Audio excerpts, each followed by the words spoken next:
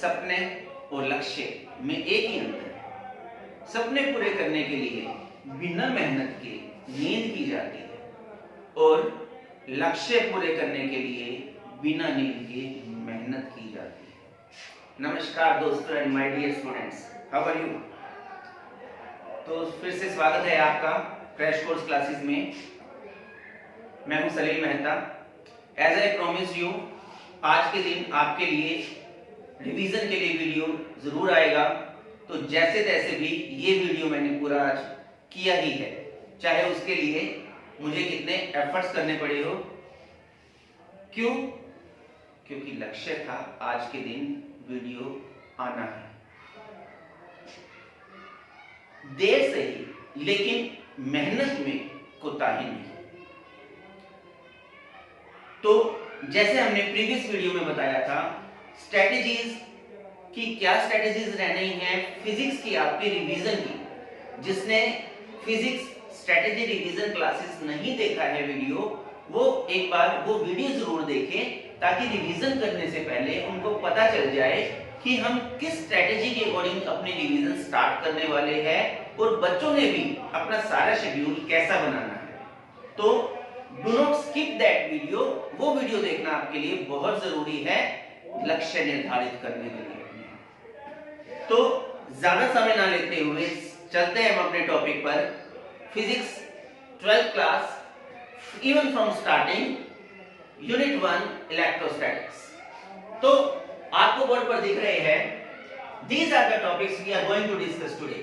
Quantization of charge, conservation of charge, Coulomb's law, Coulomb's inverse square law, vector form of Coulomb's law, dielectric constant, superposition principle, continuous charge distribution, dipole moment, and potential energy of a dipole, and above that torque due to dipole. So these topic will be discussed today. ये topic आज discuss किए जाएंगे। और जैसा कि मैंने आपको कहा है कि इन लेक्चर्स में जो लैंग्वेज रहेगी दैट विल मिलेगा और हिंदी में भी मिलेगा, ना ही पूरी इंग्लिश ना ही पूरी हिंदी। समझ गए? Reason is that all were waiting for these videos. तो उन सभी को ध्यान में रखते हुए ये वीडियोस बनाए गए हैं। चाहे वो बच्चे हिंदी मीडियम से है, चाहे वो बच्चे इंग्लिश मीडियम में है, चाहे वो बच्चे सरकारी स्कूल में है, चाहे वो बच्चे प्राइवेट स्कूल में है, ये वीडियो सभी को अवेलेबल होगा फ्री ऑफ कॉस्ट। तो यही नहीं, सभी वीडियो फ्री ऑफ कॉस्ट रहेंगे आपके लिए, लेकिन एक फीस आपकी यही है कि चैनल में अपनी प्रेजेंस बनाए रखिए। सब्सक्रिप्शन ले, सब्सक्राइब करें चैनल को, इनके कोई चार्जेस नहीं रहते हैं। जस्ट आपने सब्सक्राइब का बटन प्रेस करना है और ज्यादा से ज्यादा बच्चों में शेयर करनी है, ताकि जो अच्छे से तैयारी नहीं कर पाए हैं वो कर पाए अपना तैयारी। तो स्टार्ट करते हैं हम quantization of charge. First of all, quantization of charge. Quantization means charge always exist in the integral multiple of its basic unit of charge. कि चार्ज जो है, बेसिक यूनिट ऑफ चार्ज क्या है? Basic unit of charge that is we keep electron, e हम denote करते हैं, और ई ही denote कर लेते हैं हम पॉजिटिव चार्ज के लिए। वहां पर हम क्या यूज करते हैं? ई इलेक्ट्रॉन कर रहे हैं हम तो नेगेटिव चार्ज के लिए कह रहे हैं, प्रोटॉन कर रहे हैं तो हम पॉजिटिव चार्ज के लिए कह रहे हैं। तो ये बेसिक यूनिट है चार्ज की। It is the basic unit of a charge.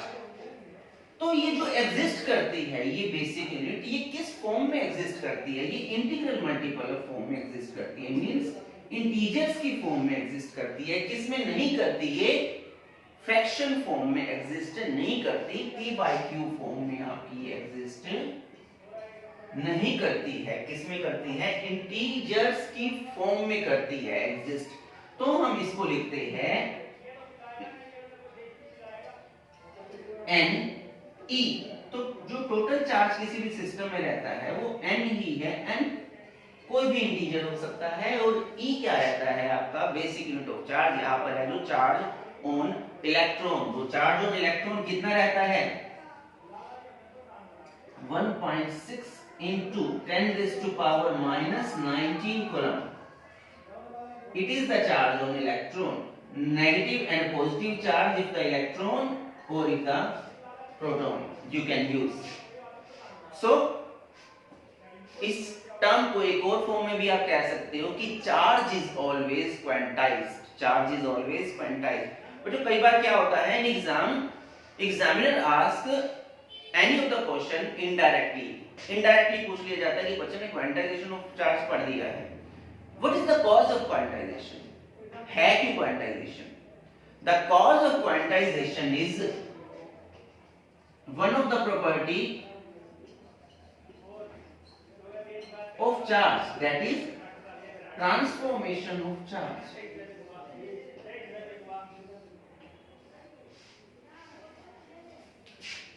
Charge is transferred from one body to another body only in integral values. एक बॉडी से दूसरी बॉडी में जब चार्ज ट्रांसफर होता है वो इंटीग्रल फॉर्म में ही होता है, इंटीजर्स की फॉर्म में ही होता है. इसलिए चार्ज हमेशा इंटीजर्स की फॉर्म में ही किसी भी बॉडी में एग्जिस्ट करता है. This is the cause of quantisation of charge. Is it clear? Next we have conservation of charge. Conservation of charge, conservation word आपने पहले पढ़ा हुआ है, कई बार पढ़ा हुआ है. Conservation of energy, conservation of mass. Yes और नो? तो ये आपने कंजर्वेशन ऑफ चार्ज जिन तो कंजर्वेशन ऑफ एनर्जी आपने ऑलरेडी स्टडी किया हुआ है. तो अगर आपको कंजर्वेशन ऑफ एनर्जी पता है क्या है तो आप एक लाइक का बटन जरूर दबाएं ताकि मुझे पता चल जाए कि आप सभी को पता है what is conservation of energy. Conservation of energy अगर आपको पता है तो आप कमेंट बॉक्स में भी लिखकर बताएं. मैं बताता हूं आपको conservation of charge. Charge conservation का मतलब है कंजर्व रहना, किसी चीज का खत्म नहीं होना, एग्जॉस्ट ना होना या कांस्टेंट रहना उस चीज का. तो in any isolated system the charge always remain constant और सेम रहता है. किसी भी आइसोलेटेड सिस्टम में चार्ज क्या रहता है? हमेशा सेम रहता है, कांस्टेंट रहता है. उसकी इसी प्रॉपर्टी को हम क्या कहते हैं? चार्ज की कंजर्वेशन ऑफ चार्ज. नेक्स्ट हमारे पास टॉपिक आता है Coulomb's inverse square law in vector form and in normal scalar form. तो Coulomb's law first of all हम करेंगे स्केलर फॉर्म में. बच्चे कह रहे होंगे कि सर ये तो इजी टॉपिक है, स्केलर फॉर्म में ये हमको आता है. तो बेटा इट्स अ क्विक रिवीजन. अगर आपने हमारा पहला वीडियो देखा है तो आपको पता होना चाहिए कि हम हर एक टॉपिक से एक बार रूबरू जरूर होंगे, क्योंकि ज्यादातर जो टॉपिक में हम इस तरह ही निकाल देते हैं तो हमें आता है एग्जाम में वही आ जाता है और फिर हमको नहीं आता. क्यों? हर बार लगा इजी इजी पढ़ा नहीं, उन्होंने उसके पार्ट में कुछ अलग फॉर्म में पूछ लिया तो हम जब बार बार इसको स्किप करते आए तो माइंड में आएगा नहीं. रिवीजन मतलब करना है तो करना है, दैट्स इट. सो कॉलम्स का इनवर्स केरला है, क्या कहता है? एक फोर्स एग्जिस्ट करती है किन्हीं भी दो चार्जेस में जो आपस में क्या करते हैं? इंटरेक्ट करते हैं. फोर्स ऑफ अट्रैक्शन या रिपल्शन हम नहीं यूज करेंगे, इंटरेक्शन. ठीक है? जब दो चार्ज एक दूसरे को हम ये नहीं कहेंगे कि अट्रैक्ट करते हैं या ये नहीं कहेंगे जब रिपेल करते हैं, हम कहेंगे इंटरेक्ट करते हैं, क्योंकि वो इंटरेक्शन, वो जो इंटरेक्शन है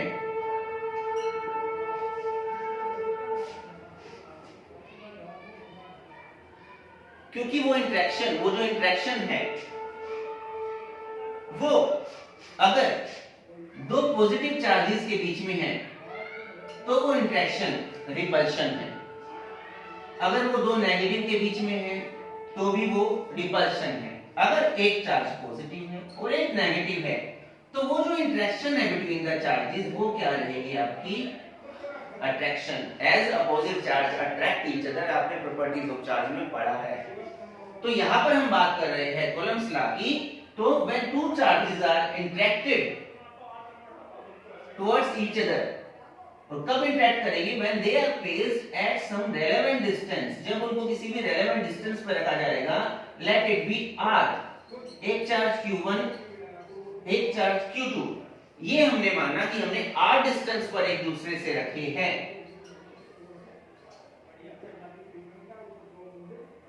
तो यहां पर एक फोर्स अप्लाई हो जाएगी जो इन दोनों चार्जेस की वजह से है, एज पर कूलम्ब्स लॉ, जो डायरेक्टली प्रोपोर्शनल होगी प्रोडक्ट ऑफ टू चार्जेस और इनवर्सली प्रोपोर्शनल होगी square of distance in between them.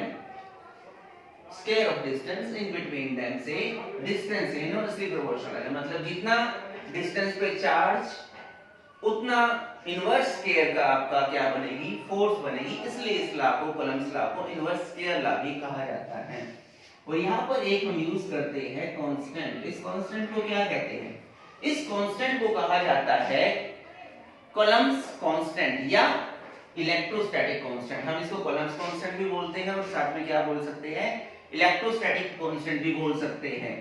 जहां पर k की वैल्यू रहती है उसकी 1 by 4 pi एप्सिलॉन नॉट, और इसकी न्यूमेरिक वैल्यू जो रहती है वो है 9 into 10⁹।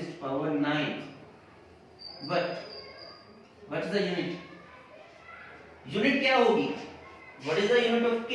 k की यूनिट k यहां से देखिए fr² अपॉन q1 q2, तो क्या आ जाएगी? न्यूटन मीटर स्क्वायर पर कूलम्ब स्क्वायर। तो न्यूटन मीटर स्क्वायर पर coulomb square, it is the value of k, that is electrostatic constant. याद रखिए आप ये वैल्यू। एप्सिलॉन क्या है?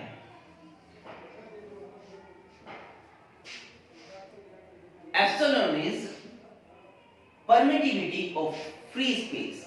ये क्या है? फ्री स्पेस या वैक्यूम।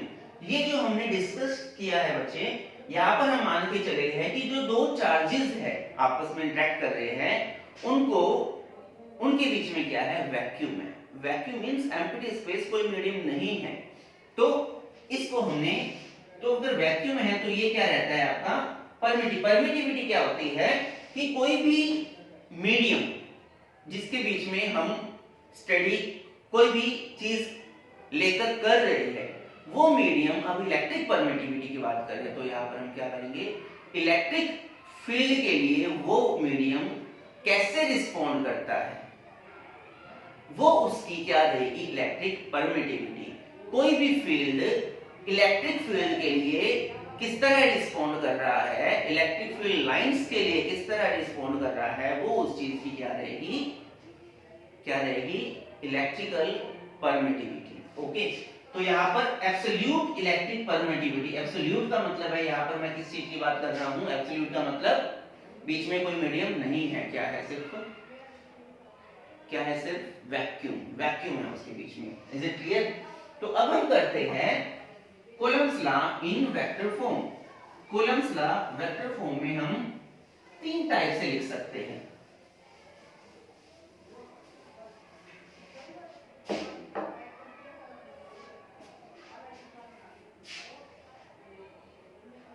एक हर एक टॉपिक के साथ में एक जो टॉपिक जुड़ा होता है उसको हमने स्किप नहीं करना है।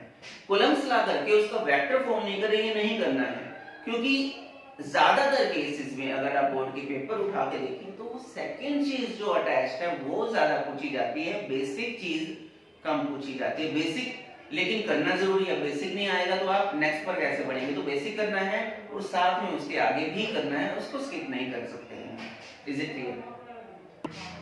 Vector form of Coulomb's law क्या है? Vector f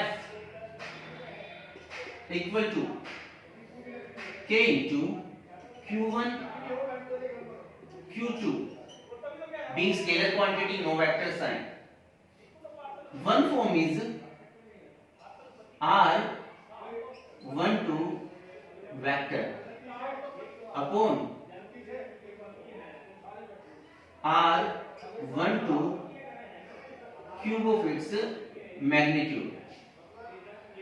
Second form we can write k q1 q2 it was in the form of position, it was in the form of position vector, and we can write it in the form of displacement vector r2 minus r1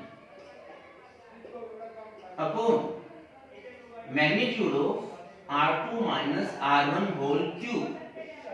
We can also write it the vector form of Coulomb's law in the form of unit vectors. How? K q1 q2 r12 unit vector means only the direction of the force. From this we can determine what is r12 is unit vector. It means only it is representing the direction and magnitude is just 1. So magnitude being just 1, हम नीचे क्या कर देंगे, यहाँ पर फिर क्या आ जाएगा बच्चे, r12 मैग्नीट्यूड स्क्वायर. ध्यान रखना यहाँ क्यूब नहीं आएगा, बाकी चीजों के साथ मैग्नीट्यूड अटैच था इसलिए क्यूब थी डिनोमिनेटर में, यहाँ पर नहीं है, सिर्फ यूनिट वेक्टर है, तो यहाँ पर क्या रहेगा, ये स्क्वायर ऑफ मैग्नीट्यूड रहेगा. ध्यान रखना इसको.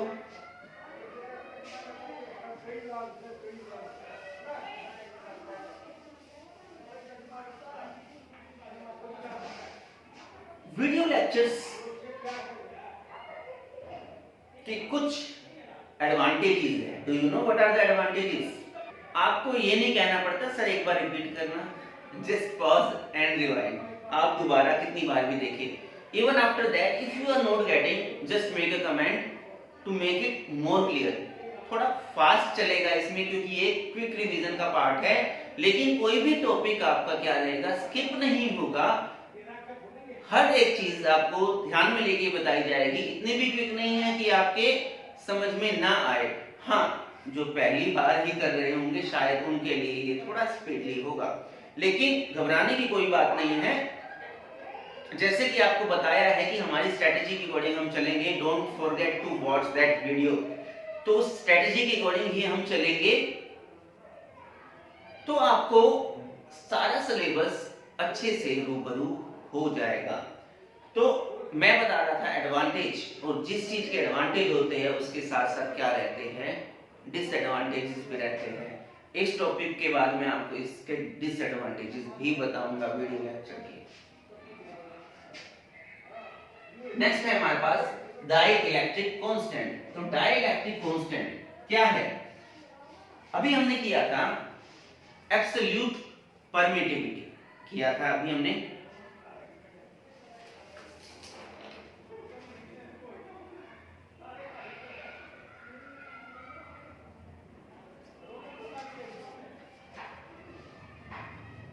अभी हमने किया था एब्सोल्यूट इलेक्ट्रिक, अभी हमने किया था absolute electric permittivity of free space, जो थी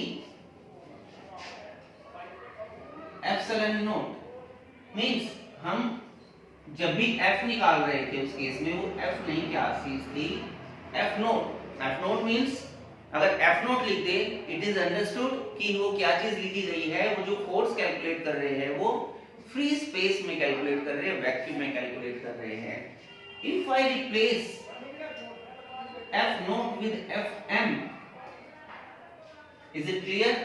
Now we are calculating force in any of the medium. कोई भी मीडियम लिया गया है, वैक्यूम को रिप्लेस करके कोई मीडियम डाल दिया गया है. जब डाइइलेक्ट्रिक कांस्टेंट क्या है, सिंपली चेंज कर देना वैक्यूम को किसी भी मीडियम से.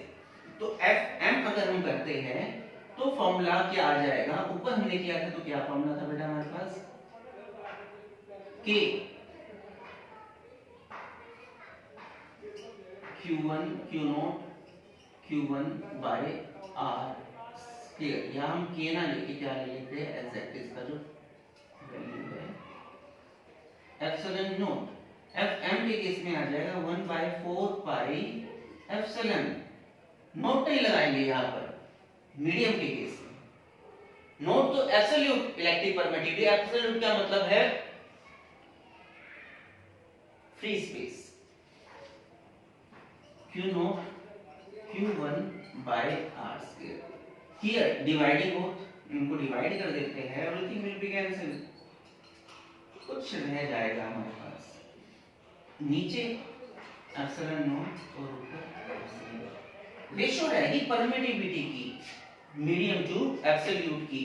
इस रेशियो को हम नाम देते हैं एप्सिलॉन आर का, जिसका है नाम relative electric permittivity, relative electrical permittivity. और इसी को ही हम कहते हैं के नाम से, जहां पर के क्या है, dielectric constant. So it is the ratio of the force in the vacuum to medium, ratio of electric permittivity from medium to vacuum. Okay, it is dielectric constant. Next we have superposition principle.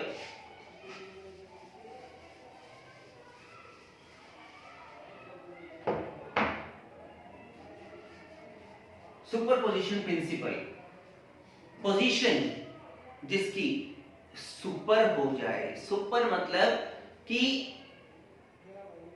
मेरी position का effect दूसरों पे पड़ रहा है और दूसरों की पोजीशन का इफेक्ट मुझ पे पड़ रहा है, तो वो पोजीशन सुपर पोजीशन हो गई है। यही है सुपर पोजीशन प्रिंसिपल कि अगर कोई charge, let it be Q not, कोई चार्ज है, ये सराउंड है कुछ मल्टीपल चार्जेस से, let it be q1 q2 q3 and so on, various charges can be there that are placed at the distance, let it be r1 r2 r3। तो जो force होगी q note पर, that will be the vector sum of r1, sorry, the force due to q1 q2 and q3 means force due to q1 q naught q1, let it be f01, force due to q2 on q naught f02, f03।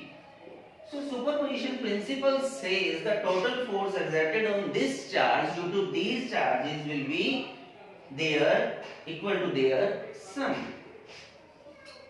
कि total जो force रहेगी थे will be equal to f01 plus f02 plus f03 and so on। अगर हमारे पास ज्यादा charges है तो up to n we can write it, all right, and in this way of summation we can write it as this।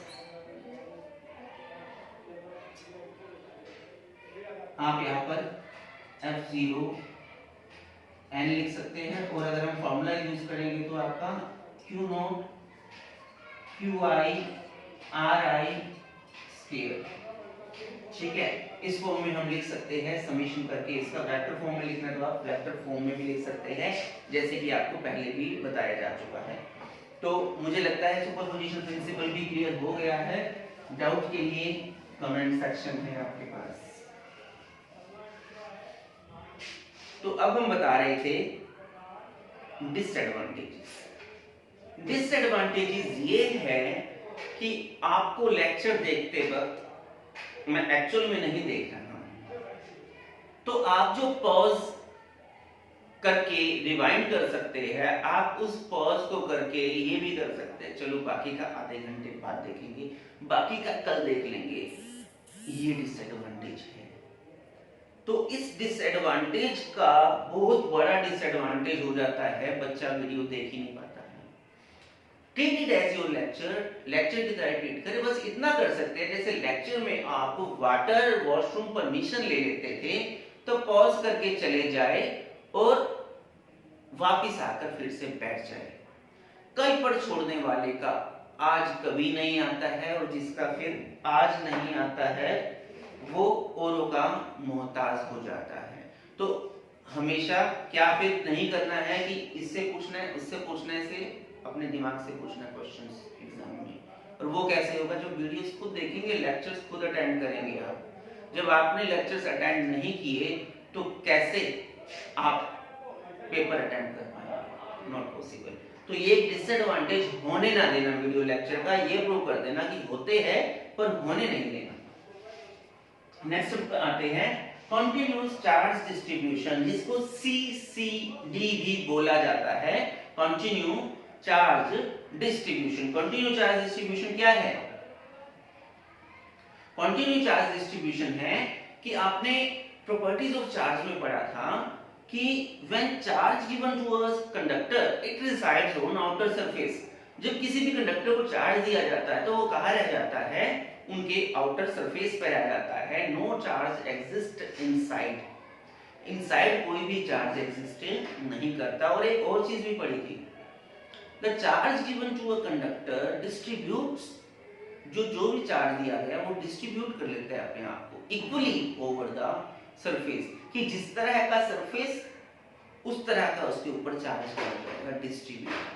तो उसी term से आपका बना हुआ है CCD, कंटिन्यू चार्ज डिस्ट्रीब्यूशन, कि जिस टाइप का सरफेस उस टाइप का चार्ज डिस्ट्रीब्यूशन। तो 3 टाइप के सरफेस हमारे पास हो सकते हैं, आप जानते हो अच्छे से, 11th में भी ये चीजें आपने की हुई है। 3 टाइप के सरफेसेस, उस बेस पर आपके 3 टाइप के डिस्ट्रीब्यूशन बनते हैं।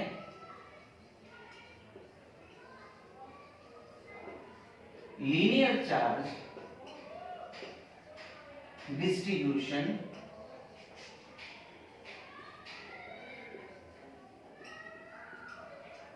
Surface charge distribution and volume charge distribution. ये 3 टाइप के डिस्ट्रीब्यूशंस है।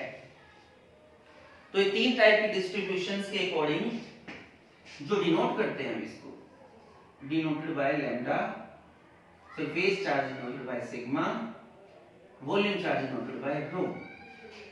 है क्या डिस्ट्रीब्यूशन ये? लीनियर चार्ज डिस्ट्रीब्यूशन, जब चार्ज दिया जाता है इस टाइप की बॉडी पर, जो डिस्ट्रीब्यूट कर ले along itself along the length of the conductor, length के अकॉर्डिंग कर ले, मींस। और ये एप्लीकेबल किन पर है ये चार्ज डिस्ट्रीब्यूशन? स्मॉल, आपके स्मॉल सरफेसेस के लिए है, स्मॉल चार्जेस के लिए है। तो लीनियर चार्ज डिस्ट्रीब्यूशन में क्या हो जाता है? जो लैम्डा हो जाता है dq by dl means charge per unit length. Sigma is by ds, charge per unit surface area, and rho is equal to dq by dv, charge per unit volume. तो यहां से हमारे पास लीनियर सरफेस और volume के according जो charge distribute हो गया, तो वहां से चार्ज की वैल्यू क्या रही हमारे पास? तो एज पर द न्यूमेरिकल्स हम इनकी वैल्यूज क्या लिखेंगे वो यही से हम स्टडी करते हैं। From first case lambda equal to dq by dl, so dq comes to be lambda dl. In the same way, for surface charge distribution, dq comes to be, and here dq comes to be rho dv. अब कौन सा formula use करना है depends on the question, कि कौन सा charge distribution है, question में किस टाइप का सरफेस हमको दिया हुआ है, वहां पर हम उस टाइप का फॉर्मूला लगाएंगे। फिर यहाँ पर L, S और V की वैल्यू पुट कर देंगे। लेंथ है तो सिंपली लेंथ के अकॉर्डिंग इंटीग्रेशन रहेगा, इसका इंटीग्रेशन कहाँ रहेगा? ये न्यूमेरिकल का पार्ट है आपका, जो न्यूमेरिकल पोर्शन में हम स्टडी करेंगे तब इस चीज को देखेंगे कि किस तरह से इन फॉर्मूलाज का यूज करना है आपने। ठीक है, तो आगे बढ़ते हैं। नेक्स्ट हमारे पास आ जाता है टॉपिक डाइपोल। डाइपोल क्या है? When two equal and opposite charges, if it is a plus q, it will be minus q, are separated by a small distance. तो small distance को हम कंसीडर करके चलते हैं कितना? 2a, then they said to make a dipole. जब भी कोई दो चार्जेस एक दूसरे के आसपास आसपास में भी इतना जानिए कि क्लोज होने चाहिए लेकिन ओवरलैपिंग नहीं होने चाहिए, उनके सेंटर आपस में ओवरलैप नहीं होने चाहिए, otherwise they will be non polars. Non polars बन जाएंगे। पोल बनने के लिए उनको नियर होना जरूरी है at relevant distance without overlapping, ये ध्यान रखिए, वो डाइपोल बनेंगे। बीच में कुछ स्टिक या ऐसी कोई चीज नहीं है, just they are placed close to each other. तो इसके जो स्ट्रेंथ है वो क्या कैसे किससे मेजर होती है, वो स्ट्रेंथ का जो मेजर है वो है इसकी dipole movement. Dipole movement is just the measure of the strength of any dipole and it is denoted by P, a vector quantity given as the magnitude of product of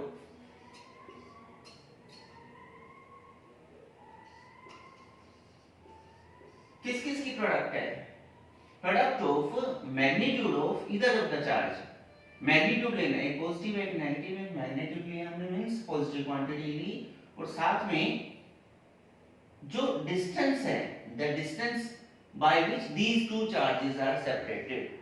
तो इस चीज को हम क्या कहते हैं, डाइपोल मूवमेंट, जो significant किस लिए है, इसकी स्ट्रेंथ के लिए, कि पता चलता है इससे डाइपोल की स्ट्रेंथ कितनी है। नेक्स्ट हमारे पास आता है, और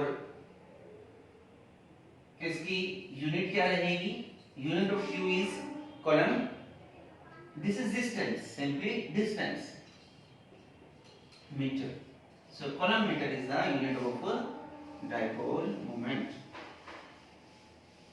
So next we have torque. torque क्या है, और torque से पहले समझिए क्या है, से पहले समझिए कि Q है। ये एप्लीकेबल है डाइपोल के केस में। When any dipole is placed in a uniform electric field, then अब इलेक्ट्रिक फील्ड में रख दिया, चार्जेस है इलेक्ट्रिक फील्ड में रख दिया, तो they will experience a force definitely as F equal to QE। यहां से हो जाएगा हमारे पास, अगर इधर फोर्स बनी F1 equal to plus QE, and from here we have the force F2 equal to minus QE। So total force F1 F2 comes as plus QE minus QE equal to 0. So no force acts on a dipole when it is placed in a uniform electric field. लेकिन torque act होगी। अब torque है क्या? Torque is the turning effect of a force. Turning effect.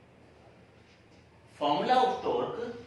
Torque first of all denoted by the symbol tau, as given as, हम determine करेंगे इसकी derivation से इसका formula. Now we are writing directly as the cross product of dipole movement with the electric field intensity, और can be written as PE sin theta, where theta is the angle between the electric field intensity, the electric field lines and the dipole itself. So next topic we have after torque is potential energy. अब potential energy किस चीज की है, potential energy as in 11th we have studied, जो मुझसे भी पढ़े हुए हैं पहले उनको बताया हुआ है कि एनर्जी जब भी किसी बॉडी में है, it is always due to the work done by the body. Body ने वर्क डन किया है, उसी की वजह से उसमें एनर्जी है, चाहे वो काइनेटिक है चाहे वो पोटेंशियल है, by virtue of the work done ही वो एनर्जी एग्जिस्ट करती है। तो अगर हम बात कर रहे हैं पोटेंशियल एनर्जी ऑफ डाइपोल, इसका मतलब वहां पर भी क्या हुआ होगा, वर्क डन। तो क्या वर्क डन हुआ होगा, वर्क डन वहां पर ये हुआ है कि हमने यूनिफॉर्म इलेक्ट्रिक फील्ड में जो डाइपोल है उसको क्या किया है, मूव किया है। मूव क्या किया है मींस उसको रोटेट किया है किसी भी पर्टिकुलर एंगल से उसकी पोजीशन क्या की है, हमने चेंज कर दी है, एक पोजीशन से उसको दूसरी पोजीशन पे ले लिया है, डिस्प्लेस किया है। अब डिस्प्लेस कौन सा डिस्प्लेस हुआ है, ये एंगुलर डिस्प्लेस हुआ है। कौन सा डिस्प्लेस हुआ है, एंगुलर डिस्प्लेस हुआ है। तो एंगुलर डिस्प्लेसमेंट हमने पढ़ी हुई है ना, angular displacement, small angular displacement D theta से होती है। थीटा एंगुलर डिस्प्लेसमेंट पढ़ा था हमने 11th में, रोटेशनल मोशन। सो